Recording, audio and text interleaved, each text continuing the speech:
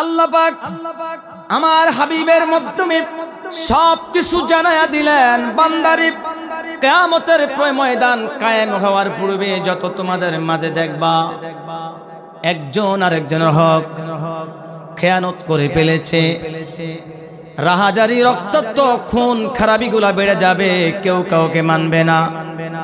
নিজের রাজত্বটাকে রাখার জন্য দুই সাইডটা ফালায়া দিব, এরকম আছে না নাই? তখন বুঝতে হবে তোমাদের সামনে কিয়ামত খুব কাছাকাছি চলে আসছে। আল্লাহ রাসূল বলেছেন পৃথিবীর জমিনে আল্লাহ পাক কিয়ামত হওয়ার পূর্বে মাঝে মাঝে একটু জমিনটাকে কম্পন দেয়া দেয়।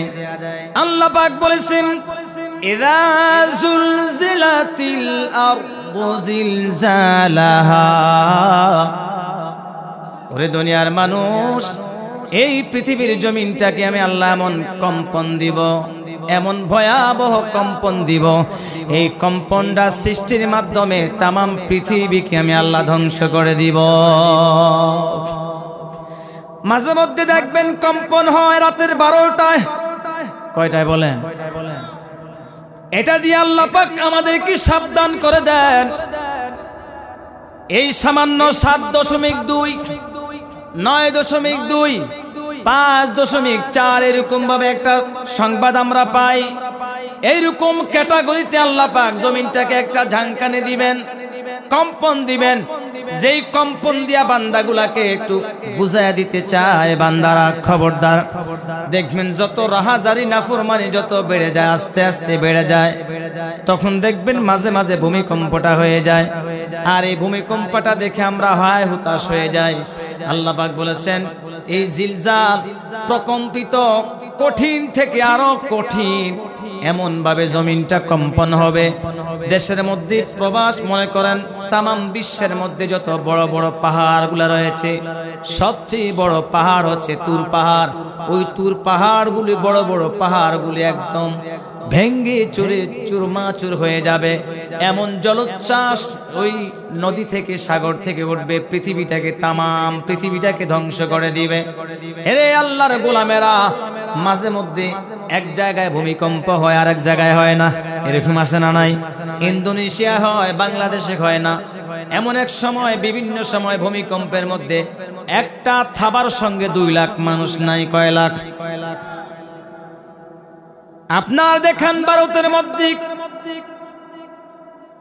জাপান বলেন, চীন বলেন, শ্রীলঙ্কা বলেন, বাংলাদেশ বলেন, কেরালায় বলেন, সেখানে এক একটা ভাবে যখন ভূমিকম্পের থাপ্পড় মারা হয়, এক থাপ্পড় 2 লাখ নাই।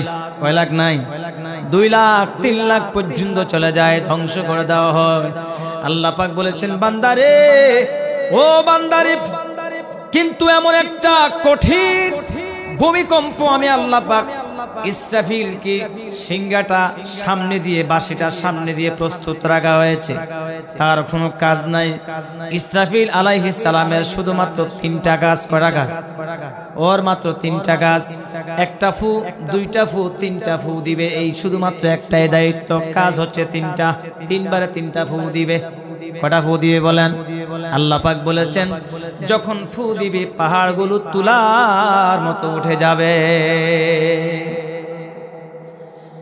ওই যে গর্ভধারিণী মা, সন্তান যখন কান্না করে দুধ পান করার জন্য, মা যখন ওই সন্তানের মায়া লাগিয়া কলেজা আঘাত করে মা সন্তানকে দুধ পান করায়, ওই সন্তান অসুস্থ সন্তান আবার গভীর রজনীতে যখন অসুস্থ হইয়া একটু কাশি দেয়, মা তাড়াতাড়ি ঘুম ভেঙে যায়, সন্তানকে জড়ায়া ধরে, বাবা ডাক্তারের কাছে নিয়ে যায়, যাই কিনা বলেন? কিন্তু আল্লাহ পাক বলেছেন আমি যখন প্রকম্পিত করব, যে মা আর সন্তানের সঙ্গে মহাব্বত ছিল, ভালোবাসা ছিল, ওই মা সন্তানকে ভুলে যাবে, দৌড়ে শুধু পালাবে। যেই সন্তান কান্না করলে মা তাকে দুধ পান করাই দেন, মা পর্যন্ত দুধ পান করা থেকে তাকে ধাক্কা দিয়ে ফেলে দিবে, মা চলে যাবে।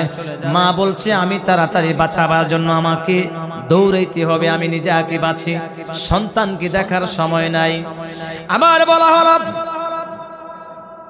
এমন ভাবে প্রকম্পিত হবে।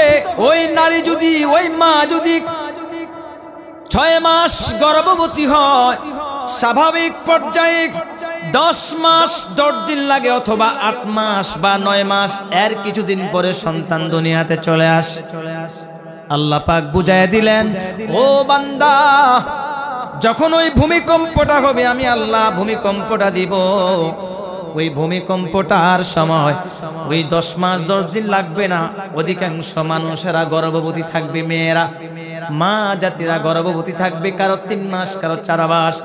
এমন ভয় পাবে, গর্ভপাত হয়ে যাবে, এমন ভয়, আতঙ্কিত হয়ে যাবে তারা। আতঙ্কিত হওয়ার সঙ্গে সঙ্গে কলেজা ফেটে যাবে, পিপাসায় তৃষ্ণা লেগে কলেজা শুকিয়ে যাবে। ওই মা গর্ভ অবস্থায় যত মা থাকবে গর্ভপাত হয়ে যাবে, কারণ ভূমিকম্প। বলেন কি?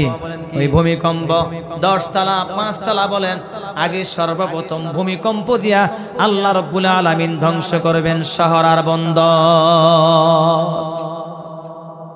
আপনি যান, এক একটা শহরের মধ্যে বিল্ডিং এর অভাব নাই।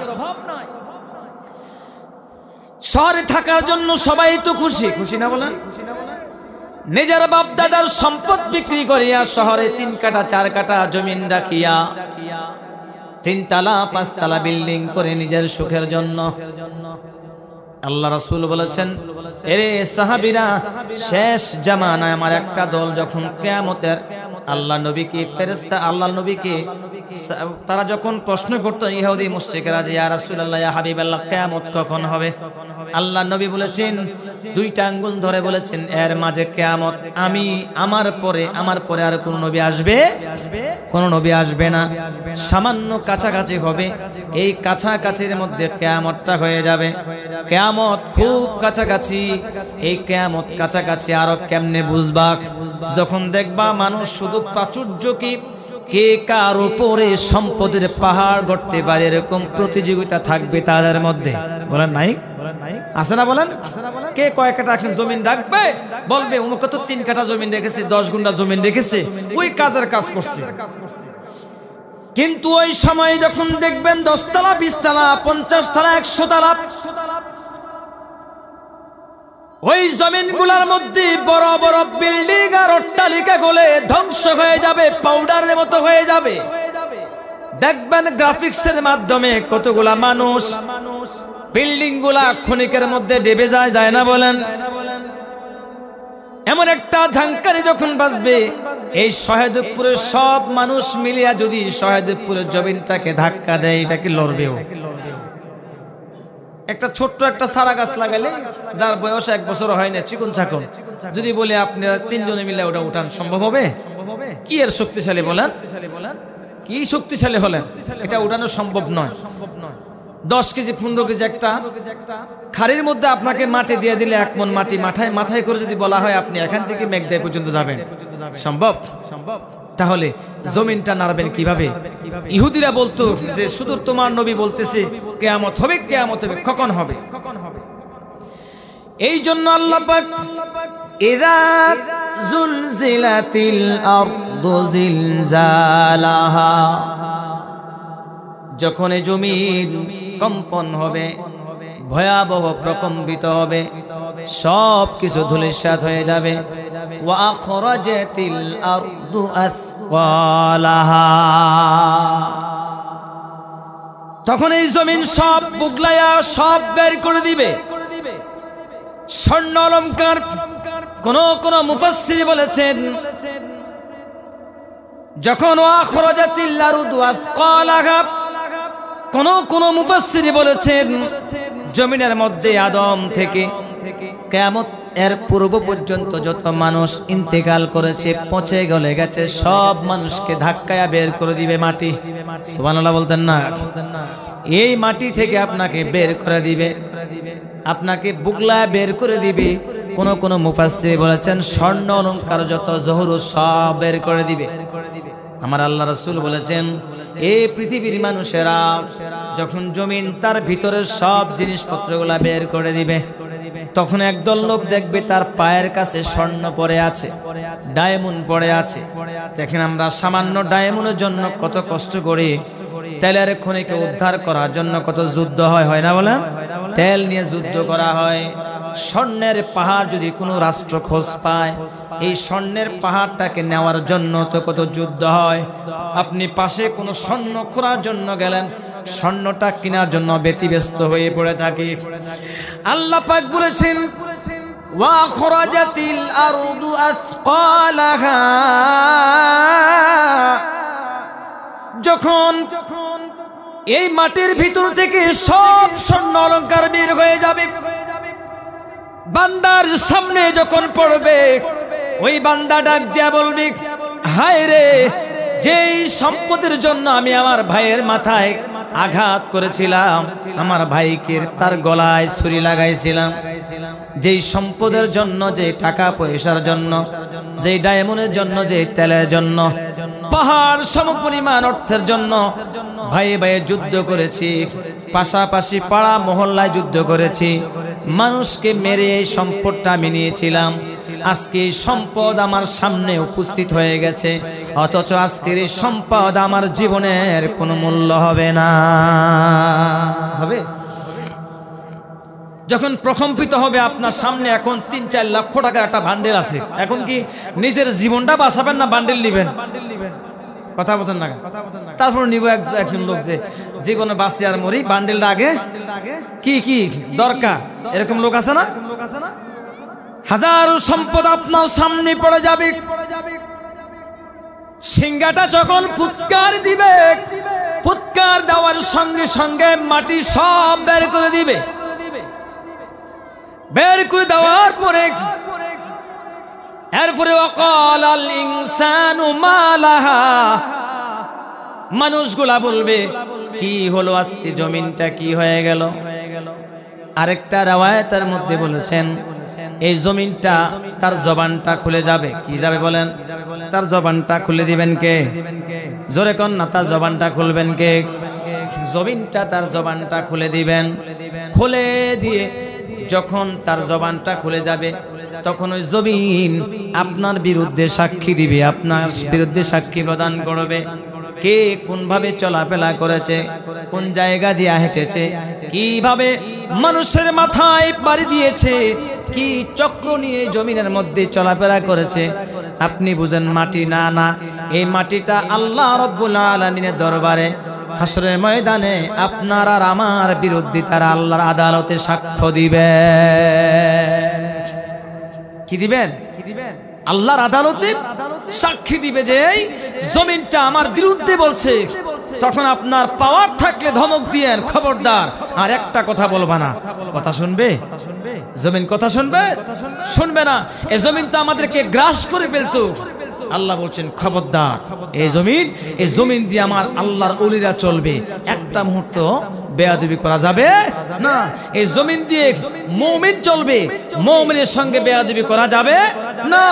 এই জমিনের উপর দিয়ে জিকির করনেওয়ালা যাবে, ওর সঙ্গে কোনোদিন বেয়াদবি করা যাবে না। স্থির করে রেখে দিয়েছেন। এই স্থির করা জমিনটাকে আবার টনক দিবেন কে?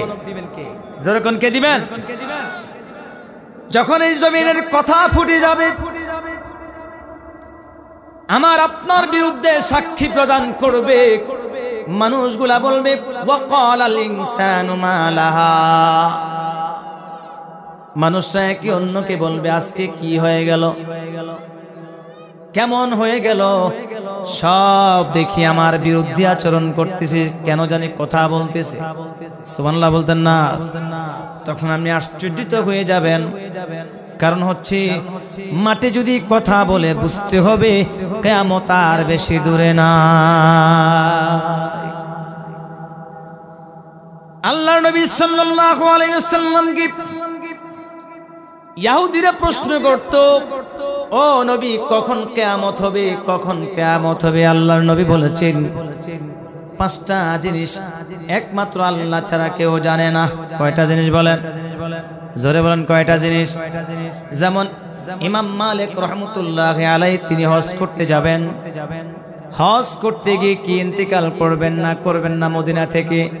হজ করতে যাবেন কি যাবেন না? মনে মনে এরকম একটা প্রিপারেশন নিয়ে, আমার কি হায়াত আছে না নাই, কয়দিন আছে, কয় বছর আছে, একটু জানার দরকার। তিনি এবার মুরাকাবা মুশাহাদা করে যখন ঘুমের ঘরে চলে গেলেন, আল্লাহর নবী ঘুমের ঘরে আসিয়া হাতের 5টা আঙ্গুল দেখায়া বললেন, 5টা বিষয় সম্পর্কে পৃথিবী জমিনে এক আল্লাহ ছাড়া দ্বিতীয় কেউ জানে না, কেউ জানে না। এক নাম্বার হলো ইন্নাল্লাহা ইনদাহু ইলমুস সাআ। আল্লাহ পাক বলেছেন কিয়ামত কখন হবে কেউ এই সম্পর্কে জানে না। কখন, কোন দিন, কোন জায়গায়, কত তারিখে। আমরা তো বলি যে শুক্রবারে কিয়ামত হবে, বলি না? বলো কথা বলেন না, বলি না? অনেকে বলে শুক্রবার দিন, জুমার দিন কিয়ামত হবে। হতেও পারে, আসলে নির্দিষ্ট সময় একমাত্র জানেন কে? ইন্নাল্লাহা ইনদাহু ইলমুস সাআ ওয়া ইউনাজ্জিলুল গায়থ।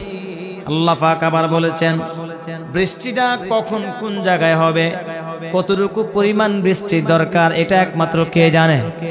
বলেন কে জানে? বৃষ্টিটা কত পরিমাণ দিলে আপনার ফসলের জন্য ভালো হবে। আপনাকে বৃষ্টিটা দিলে আপনার আচরণের ফলে যদি আল্লাহ পাক বৃষ্টির পরিমাণ বাড়ায়া দেয়, বুঝতে হবে আমার আপনার হাতের কামাই। এটা কি? আমার আপনার হাতের কামাই। বিপদ যখন এসে যায়, যত ঝড় তুফান আসে, কৃষকদের মনের মধ্যে এক ফোঁটাও শান্তি থাকে না। যেমন কিছুদিন আগে তো সকালবেলা বৃষ্টি একটা ভাব হয়েছিল না? আল্লাহু আকবার। কৃষকদের মনের অবস্থা শেষ। সকালবেলা একটু বৃষ্টির ভাবে 50 টাকার কফি হয়ে গেছে 10 টাকা। কয় টাকা? এদিকে কত? এখন আবার 40। চিন্তা করেন, আবার লাভ দিয়া 40। কারণ হচ্ছে কৃষকদের মনে চিন্তা, বৃষ্টি আসছে, দেখেন তাদের থিওরি কি, এখন 10 টাকা পাইলে এইটাই কি? যদি বৃষ্টিতে ভেজে যায়, ভেসে যাওয়ার আগে 10 টাকা করে পেলে এটাও কি লাভ? চিন্তা করেন, আল্লাহ পাক কৌশল করে একরকম, আর আপনি আল্লাহর কৌশলের বিরুদ্ধে যান। তাহলে আল্লাহ করে একরকম কৌশল, আর বান্দায় করে ওয়ায়ুনাজ্জিলুল গায়থ। কখন বৃষ্টি হবে, কোথায় হবে, কেউ জানে না। ওয়ায়ালামু মা ফিল আরহাম। কোন মার গর্ভের মধ্যে কি আছে, ছেলে না মেয়ে, এটা কেউ জানে না। জানে? বলেন। যদি জানতো, আল্লাহ পাক বলেছেন যদি বান্দায় জানতো একটা কন্যা সন্তান হয়েছে, পরের বারে আবার কন্যা হবে, আবার কন্যার পরে 2 নাম্বার, 3 নাম্বার, 4 নাম্বার এটাও কন্যা হবে, তাহলে বান্দা কন্যাটা নষ্ট করে ফেলবে। 3 মাস 4 মাসের বেলায় যদি আমি মানুষদেরকে এটা প্রকাশ করে দেই, 2 মাসের বেলায় বলতে পারে কন্যা, এটাকে নষ্ট করে ফেলবে। আল্লাহ পাক বলেছেন আমি বান্দাকে দেখাই সময় আছে। 6 মাস যখন অন্তর্গত হয়ে যায়, তখন আর সমস্যা হয় না, নষ্ট করার কোনো সুযোগ থাকে না।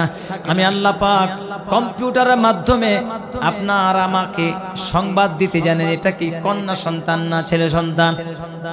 এই জন্য আল্লাহ পাক বলেছেন বান্দারে ওয়ায়ালামু মা ফিল আরহাম। কেউ জানে না মায়ের রহমের মধ্যে সন্তানটা ছেলে হবে না মেয়ে হবে। কারণ হচ্ছে এক এক করে কারো একটা পুত্র সন্তানের আশায় 3টা 4টা 5টা মেয়ে পর্যন্ত হয়ে যায়, তাই না? এরপরে কয় এইবার যদি আবার মেয়ে হয় তোমাকে কয় তালাক দিয়া দিব, না হয় আরেকটা বিয়া করব। আবার করেও, করার পরেও তো ওই করে কন্যা, সুবহানাল্লাহ, কন্যা করলাম যে আশা। আল্লাহ কইছে না, তুমি যে আশা নিয়ে তোমার মন মতো থিওরি হবে না, এটার ফয়সালা কার কাছে? সরে কোন কার কাছে? এরকম আছে না নাই? কন্যা সন্তান এক এক করে 4টা, আবার অনেকে আছে পুত্র সন্তান হইতে হইতে, পুত্র সন্তান হলে আবার লাভ আছে কেন? যৌতুক দিয়ে অন্তত বিয়ে শাদী করা যায় না? প্রত্যেকটা পুত্র সন্তান হলেই 3 লাখ 4 লাখ, কি বলেন? 3 লাখ 4 লাখ টাকা পুত্র সন্তান হলে মানুষ করে তোমার তো লাঠি বাহিনী হয়েছে। কই কি বাহিনী? লাঠি বাহিনী। আল্লাহু আকবার। চিন্তা করেন, ইয়ার কি করার মতো লোকের কোনো অভাব। এই জন্য আল্লাহ পাক বলেছেন ওয়ায়ালামু মা ফিল আরহাম ওয়া মা তাদরি নাফসুম মাযা তাকসিবু গাদা। বান্দা কোথায় কি খাবে, কি উপার্জন করবে, আগামী দিন কি আপনি খাবেন, খাবার আপনার জন্য বরাদ্দ রেখে দিয়েছেন কে? আপনি তো নিজেও তো জানেন না আগামী দিন কি খাবেন। এই খাওয়ার ব্যবস্থা তো আল্লাহ আপনার জন্য করে দিলেন। রিজিকের ফয়সালা তো আল্লাহ পাকের হাতে। আল্লাহ পাক বলেছেন ওয়ামা মিন দাব্বাতিন ফিল আরদি ইল্লা আলাল্লাহি রিজকুহা। মানুষের রিজিক আমি আল্লাহ পাক নিজ দায়িত্বে গ্রহণ করে নিয়েছি। বান্দা, কার কখন কোথায় রিজিকের ব্যবস্থা এমন কোন প্রাণী বাকি নাই যার রিজিকের দায়িত্ব আমার হাতে নাই। আপনার ঘরের মধ্যে একটা ছোট্ট পিপিলিকা আছে, তার রিজিক কার কাছে? বলেন কার কাছে? আপনি মনে করবেন না পিপিলিকাটা এটা কিন্তু এক সময় কিসকিস আওয়াজ দিত, এটা কিন্তু চরম আওয়াজ দিত। এই আওয়াজটা সুলাইমান নবী, আল্লাহর পয়গম্বর সুলাইমান নবী বলছে আল্লাহ এই পিপিলিকার আওয়াজে তো কোনো কাজ করা যায় না, মানুষ শান্তি পায় না। আল্লাহ পাক তার জবানটা বন্ধ করে দিয়েছেন। সুবহানাল্লাহ বলেন না? যদিও প্রাণীটা একদম ছোট, ওরা কিন্তু যেভাবে যদি তাদের আওয়াজ থাকতো, কি থাকতো বলেন? তাদের জবানটা যদি থাকতো, আল্লাহু আকবার, আল্লাহু আকবার বলেন না? যদি তাদের জবান থাকতো, তারা যেভাবে দলবল নিয়ে চলে, কিস কিস কিস কিস, তারা কিন্তু একা চলে না, তাদের সঙ্গে কি আছে? দলবল নিয়ে চলতো। আর তাদের যদি এই আওয়াজ থাকতো, আওয়াজের সঙ্গে সঙ্গে যে এলাকা দিয়ে যেত, যে এলাকা দিয়ে যেত সে এলাকা আলোড়ন সৃষ্টি হয়ে যেত। সুবহানাল্লাহ বলতেন না? কিন্তু এই আলোড়ন থেকে এই জবানটা বন্ধ করে দিয়েছেন কে? আল্লাহ পাক বলেছেন আটলান্টিক মহাসাগরের নিচের মধ্যে আমি আল্লাহ পাকের সৃষ্টি করা কিছু সৃষ্টি রয়েছে। এই সৃষ্টিগুলা আল্লাহ রব্বুল আলামিন আমি এদের রিজিকের ব্যবস্থা করে দিয়েছি। বিশাল বড় তিমি মাছ,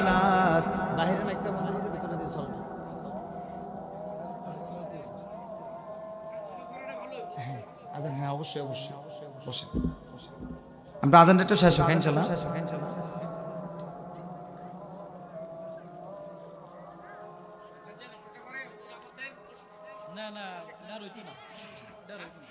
হচ্ছে হচ্ছে হচ্ছে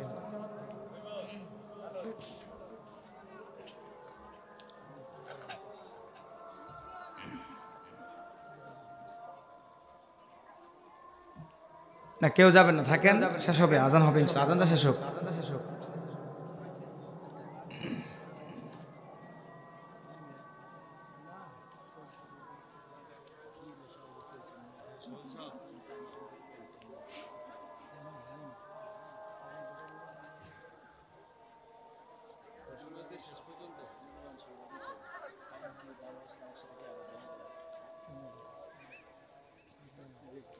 আমরা বলি আলহামদুলিল্লাহ, জোরে কই আলহামদুলিল্লাহ। আটলান্টিক মহাসাগরের নিচে এক জাতির সৃষ্টি আছে আল্লাহ পাকের, যেই মাছগুলি, এই মাছগুলি রিজিকের ব্যবস্থা কার কাছে বলেন? আমি শেষ করে দিচ্ছি, কার কাছে? আল্লাহর কাছে। আল্লাহ পাক বলছেন যে প্রত্যেকটা সৃষ্টির রিজিকের দায়িত্ব আমি আল্লাহর কাছে। এরপরে বললেন ওয়ায়ালামু মা ফিল আরহাম ওমা তাদরি নাফসুম মাযা তাকসিবু গাদা ওমা তাদরি নাফসুম মাযা তাকসিবু গাদা ওমা তাদরি বিআইয়ি আরদিন তামুত। কার কখন কোন জায়গায় মৃত্যু হবে, কোন জায়গার মাটি দিয়ে আল্লাহ আপনাকে সৃষ্টি করেছেন, এই সেই জায়গার মধ্যে আল্লাহ পাক আপনার মৃত্যু ঘটাবে। এই পাঁচটা জিনিস আল্লাহ পাক কাউকে জানান নাই, কাউকে ইলম সম্পর্কে দান করেন নাই। তারপরে আল্লাহ পাক বলেন ইয়াউমাইযিন বিআন্না রাব্বাকা ওয়াহালাহা, বলবেন তোমার রব যা আদেশ করেছেন, আদেশ করলেন মাটিকে, মাটি তুমি তার বৃত্তান্ত সব কিছু তুমি মানুষদেরকে বলে দাও, জানায়া দাও। গোপন করার মতো কিছু নাই, আছে বলেন? আল্লাহর কাছে কোনো গোপন করার মতো কিছু নাই। আপনি যা গোপন করতে চাইবেন, আপনি যা গোপন করার চেষ্টা করবেন, সেটা কিন্তু সম্ভব হবে না। যাররা পরিমাণ একটা জিনিসকে আপনি গোপন করার জন্য চেষ্টা করবেন, তা হবে না। আল্লাহ রাব্বুল আলামিন বলেছেন ফামান ইয়ামাল মিসকালা যাররাতিন খায়রান ইয়ারা ওয়া মান ইয়া'মাল মিসকালা যাররাতিন শাররান ইয়ারা। বান্দারে যাররা পরিমাণ একটা গুনাহ করো বাপ, যেই গুনার কথাটা তোমার স্মরণ নাই, যেই গুনার কথাটা তোমার খেয়াল নাই, এটা যাররা বলতে মুফাসসির কেরামগণ বলেছেন একটা সরিষাকে যদি আপনি 100 ভাগ করেন এটা কি দেখা যাবে? আবার আরেকভাবে বলেছেন যাররা, যাররা বলতে কি বলা হয়েছে এখানে, আপনি যখন টিনের ঘরের মধ্যে চালের নিচে ঘুমাবেন দেখবেন মাঝে মধ্যে ছিদ্র আছে, আছে না? 10টা 11টা 12টা অথবা সকাল বেলায় দেখবেন ওই ছিদ্র দিয়ে কত সুন্দর আলো প্রবেশ করে, করে কিনা বলেন? আর আলোর মধ্যে যখন আপনি দৃষ্টি দিলেন দেখলেন সেখানে কি যেন ময়লার মতো উড়ে উড়ে না, ওই রকম ঠিক ওই যাররা পরিমাণ একটা অন্যায় যদি করো, গুনাহ করো, আল্লাহ পাক বলেছেন ওই গুনার শব্দটা, ওই গুনাহটাও আমি আল্লাহ তোমার জন্য লিপিবদ্ধ করে রেখে দিয়েছি। সুবহানাল্লাহ। বাঁচার কোনো অবকাশ নেই।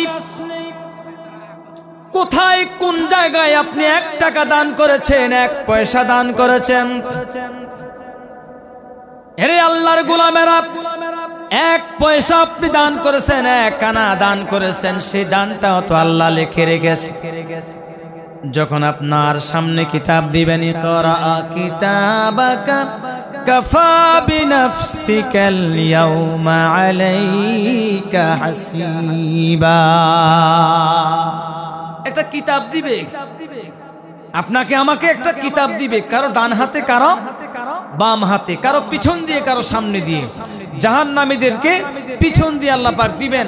দেখবেন ওই কিতাবের মধ্যে, ওই ডায়েরির মধ্যে শেষ পৃষ্ঠার মধ্যে লেখা আছে কোথায় আপনি 1 টাকা সদকা করেছিলেন, যেটা আপনার কখনো ব্রেনের মধ্যে নেই, আপনার সন্ধানে নেই। এই জিনিসটা আপনার, ওই দানটা আপনার এখানে লেখা আছে। সুবহানাল্লাহ বলেন না? কোথায় ছোট্ট গুনাহ করেছেন, জমিনে হাঁটতে গেলেন, হঠাৎ করে দেখলেন কত সুন্দর টমেটো গাছের মধ্যে টমেটো পড়ে আছে, আছে না নাই? আপনি সুন্দর করে মহাজনকে জানান নাই, দেখা মাত্র চোখ জোড়ানো একটা টমেটো খাইয়া ফেললেন। মনে করুন একটা খাইলে কি আর সমস্যা, কিন্তু খাইলেন তো আরেকজনের হক। কার হক? আরেকজনের হক খাইলেন। দেখবেন ওই টমেটোর কথাও তো এখানে লেখা আছে।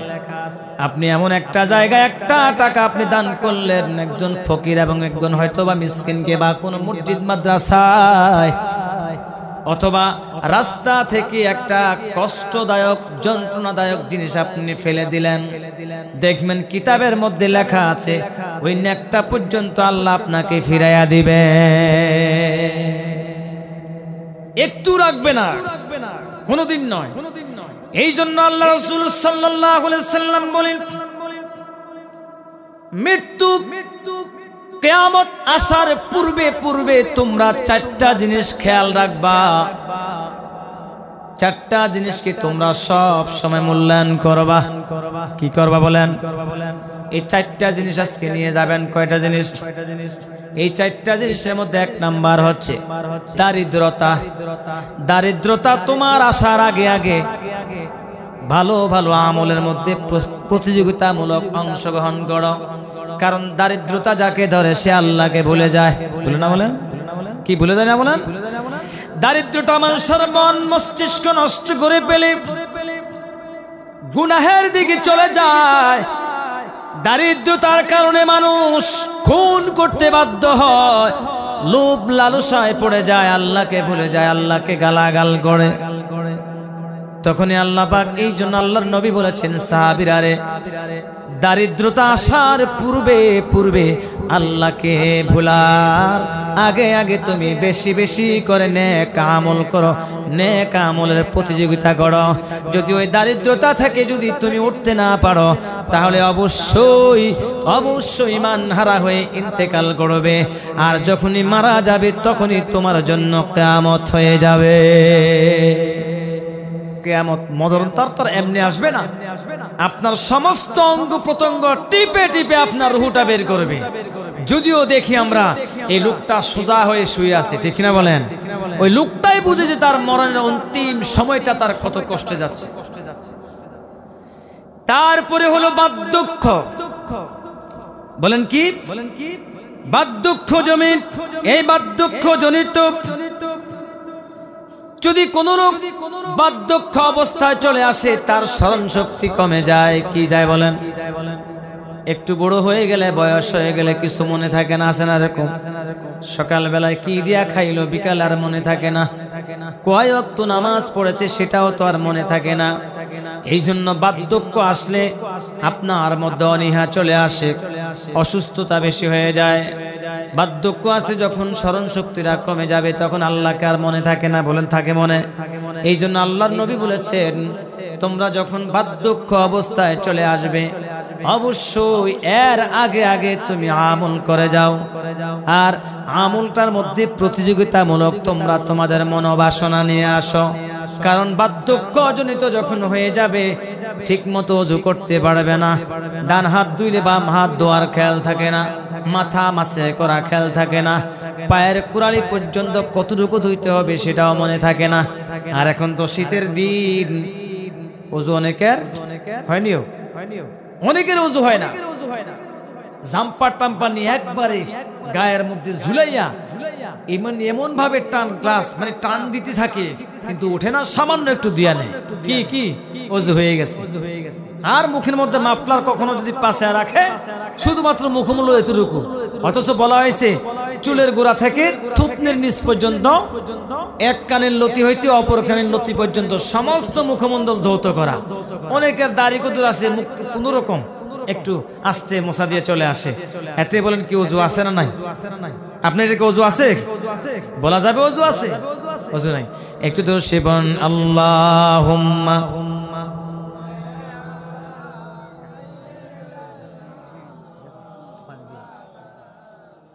ওয়া আলা আলি সাইয়্যিদিনা।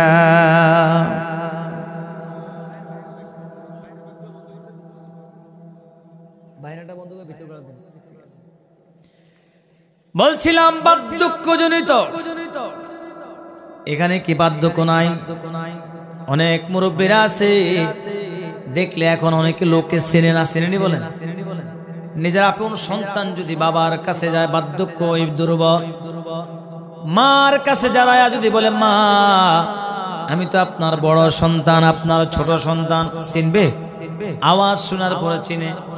এই জন্য আল্লাহর নবী সাহাবীদেরকে বলেছেন, তোমরা তোমাদের বয়সটা বেশি হওয়ার পূর্বে পূর্বে আমল করো, আমলের মধ্যে তোমরা নিজের জীবনটাকে পরিচালনা করো।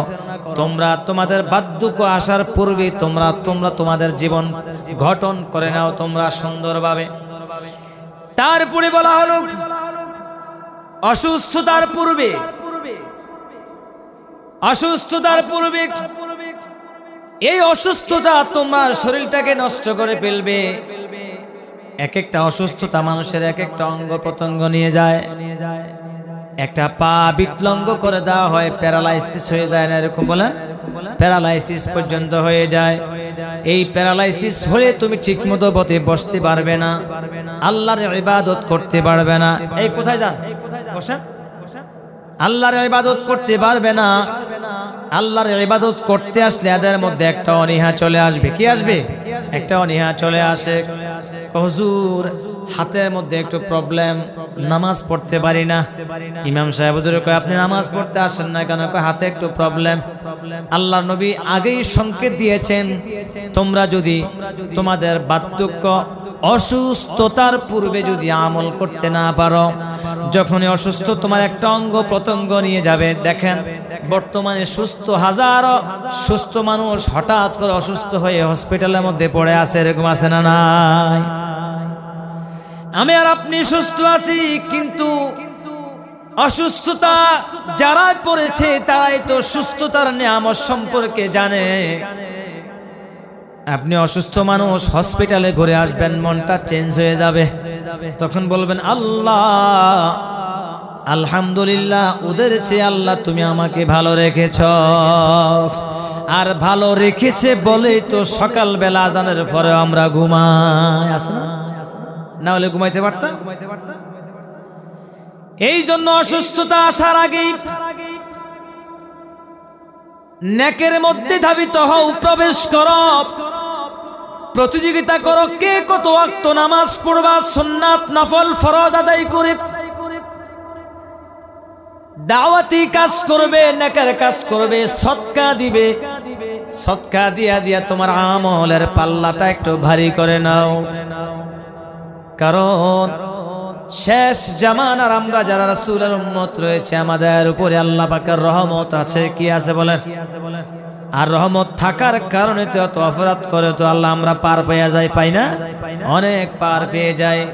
কিন্তু রাসূল দোয়া করে দিয়েছেন, ও আল্লাহ শেষ জামানার আমার উম্মতগুলা হবে একদম অসহায়, একদম দরিদ্রমুখী, তারা অলস হবে, তাদের হায়াত হবে কম। এই জন্য তো আল্লাহ রাব্বুল আলামিন আমাদেরকে বৎসরে কিছু কিছু রাত্র দিয়া সুন্দরভাবে আমাদের হায়াতের মধ্যে বরকত দিয়া, আমাদের হায়াতে বরকত দেওয়ার পর আমাদের নেক আমলের মধ্যে আল্লাহ বরকত দিয়া দিছেন। সুবহানাল্লাহ। এই যে আসতেছে মাহে রমজান, আসতেছে না?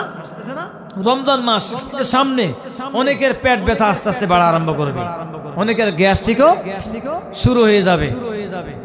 যে রমজান আসতেছে, আসার সময় এখন কিন্তু গ্যাস্ট্রিক নাই, কারণ হচ্ছে এই পুরাটা রমজান কোন বান্দা যদি নিয়ত করে যে আল্লাহ আমি আজকের পর থেকে এই মাহে রমজানের এই বছর একটা রমজান আমি আর কোনোদিন জীবনে ভাঙবো না, আল্লাহ যতদিন তুমি আমার হায়াত দিয়েছ পিছনের ভুলগুলি মাফ করে দাও।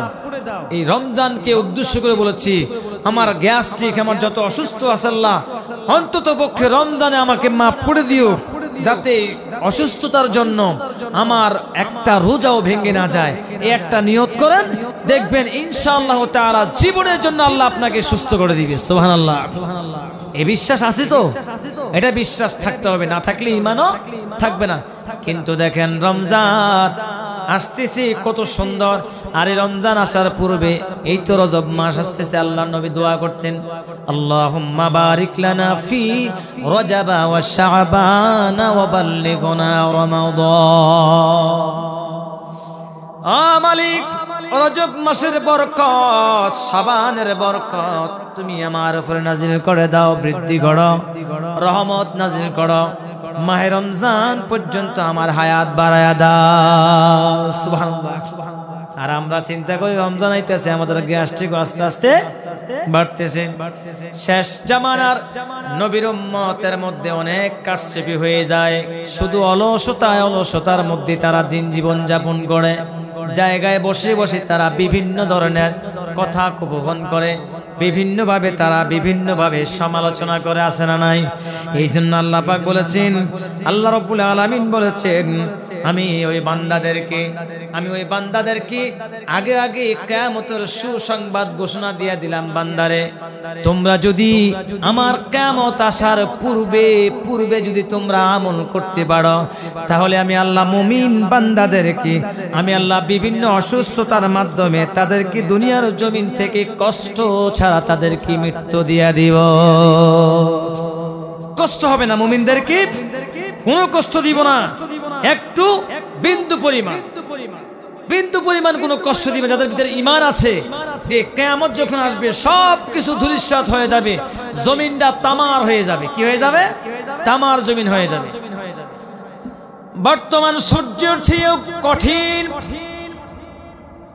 এই সূর্যের মুখটা দিয়ে আমাকে দুর্বল, আমার আর আপনাকে দুর্বল একটা সূর্যের মুখ দিয়ে আমাকে তাপ দিচ্ছে, যেই তাপ সকাল বেলা 9টা বাজে আমাদের জন্য ভিটামিন যুক্ত একটা তাপ দেয়, আর ওই সূর্য কিয়ামতের ময়দানে তার উল্টো দিক 12টা।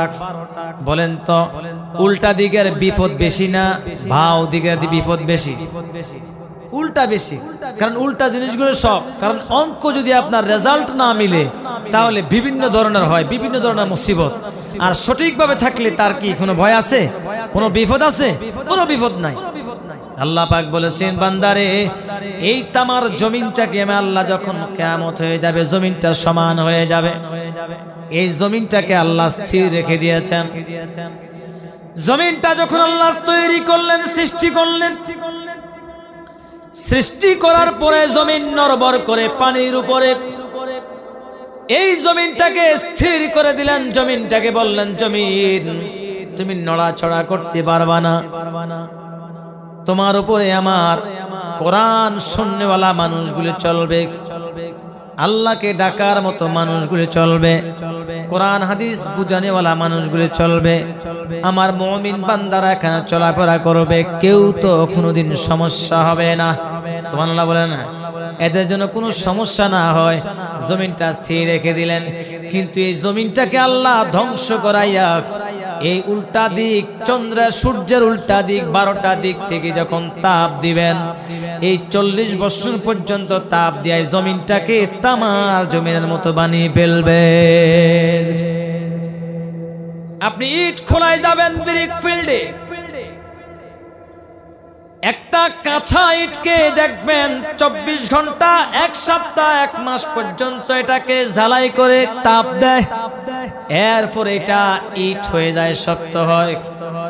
তখন ওই গরম ইটটা কিন্তু আপনি ধরতে পারবেন না, বাড়া যাবে, কোনোদিন সম্ভব হবে না। আল্লাহ পাক বলেন, এটা তো দুনিয়ার আগুনের চেয়ে 70 গুণ বেশি, তার চেয়ে 1000 গুণ বেশি হচ্ছে জাহান্নামের আগুনের তাপ। আমি আল্লাহ পাক এই জমিনটাকে, তামার জমিনটাকে এমন ভাবে তাপ দিয়া দেব, এমন ভাবে তাপ দিব যেখানে তারা দাঁড়াইতে পারবে না, পা ফালানোর সঙ্গে সঙ্গে তাদের নিচের পায়ের নিচে চলতাটা উঠে যাবে। তখন সবাই মিলে বলবে, চলো আল্লাহর কাছে আমরা বলি, আল্লাহ আমাদের বিচারের কাজ আপনি তাড়াতাড়ি শুরু করে দেন। এখন কার কাছে যাওয়া যায়?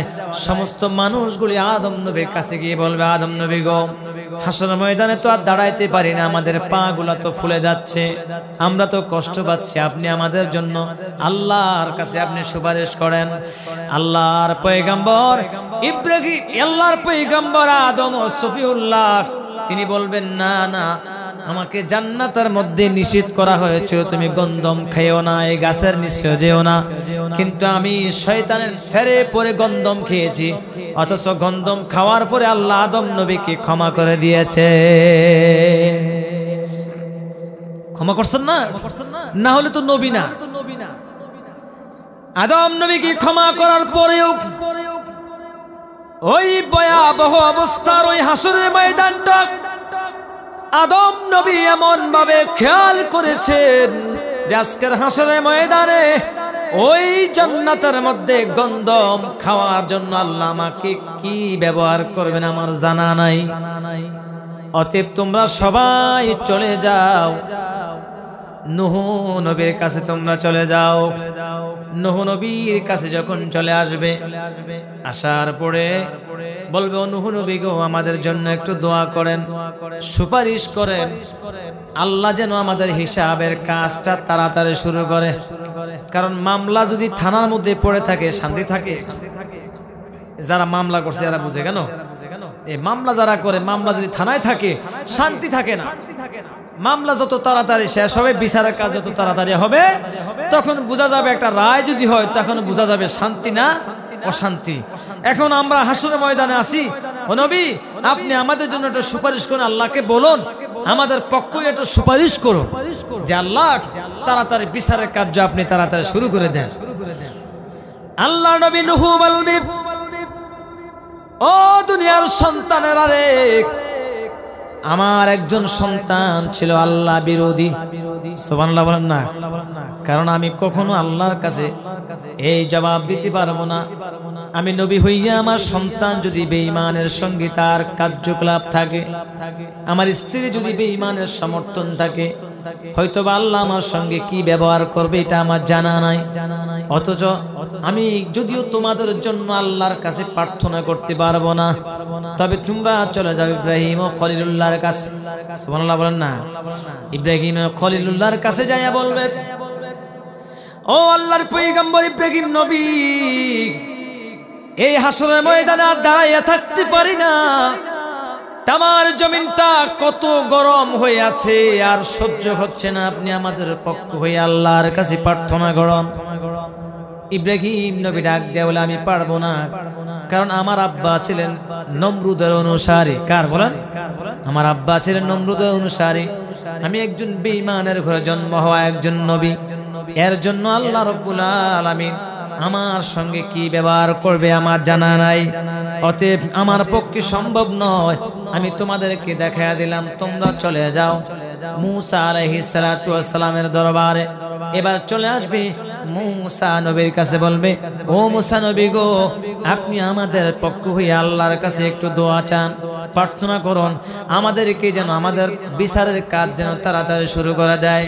আল্লাহর পয়গম্বর মূসা ডাক দিয়ে বলে, না না, আমি একজন বনি ইসরাইল একটা লোককে একটা থাপ্পড় দিয়েছিলাম, সে মারা যাবে এটা আমি ভাবতে পারি নাই, কিন্তু আমার একটা থাপ্পড়ের সঙ্গে সঙ্গে লোকটা ইন্তেকাল করেছে। আমি জানি না ওই লোকটার সঙ্গে ব্যবহার করার কারণে আমার কি শাস্তি হতে পারে। এবার চলে আসবেন বলে তোমরা ঈসা নবীর কাছে চলে যাও। এবার এই কথা বলার পর সবাই ঈসা রুহুল্লাহর কাছে চলে আসবে। আল্লাহর পয়গম্বর ঈসা রুহুল্লাহ গো, আপনি আমাদের জন্য আল্লাহর কাছে একটু প্রার্থনা করেন, আমাদের যেন বিচারের কার্যটা তাড়াতাড়ি শুরু করে দেয়। আল্লাহর পয়গম্বর ঈসা রুহুল্লাহ ডাক দিয়া বলবেন, না না, দুনিয়ার জমিনে আমার কোনো বাবা ছিল না, আমি বাবা ছাড়া একজন সন্তান দুনিয়াতে আগমন করেছি। মানুষ আমাকে দুনিয়ার জমিকে আল্লাহর পুত্র বলে আমাকে বলে গালি দিয়েছে, ঠিক কিনা বলুন? আল্লাহর পুত্র বলে আমাকে গালি দিয়েছে। এই কাজের জন্য আল্লাহ আমার সঙ্গে কি ব্যবহার করবে আমার এটা জানা নাই। অতএব আমার কাছে সম্ভব নয়, এই আল্লাহর কাছে তোমাদের জন্য আমি ফরিয়াদ করব। তবে হ্যাঁ, একটা ভরসা তোমাদের জন্য রয়েছে, আসো আসো, আর দেরি করব না, আখির নবী মুহাম্মদুর রাসূলুল্লাহ সাল্লাল্লাহু আলাইহি ওয়াসাল্লামের কাছে নিয়ে যাই। আমার নবীর কাছে আসে বলবে, ইয়া রাসূলুল্লাহ, ইয়া হাবিবাল্লাহ, নবী গো, ও নবী, আজকের হাসরের ময়দানে আর আমরা টিকতে পারছি না, আপনি আল্লাহর কাছে বলুন আল্লাহ যেন বিচারের কাজ তাড়াতাড়ি শেষ করে দেয়, বিচারের কাজ যেন শুরু করে দেয়। আমার নবী ওই উম্মতদেরকে আসুকান বলবে না, দূর হয়ে যাও বলবে না। আদম নবী থেকে ফিরে আসলেন, নূহ নবী ফিরাইয়া দিলেন, ইব্রাহিম ও খলিলুল্লাহ ফিরাইয়া দিলেন, মূসা কালিমুল্লাহ ফিরাইয়া দিলেন, ঈসা রুহুল্লাহ ফিরাইয়া দিলেন।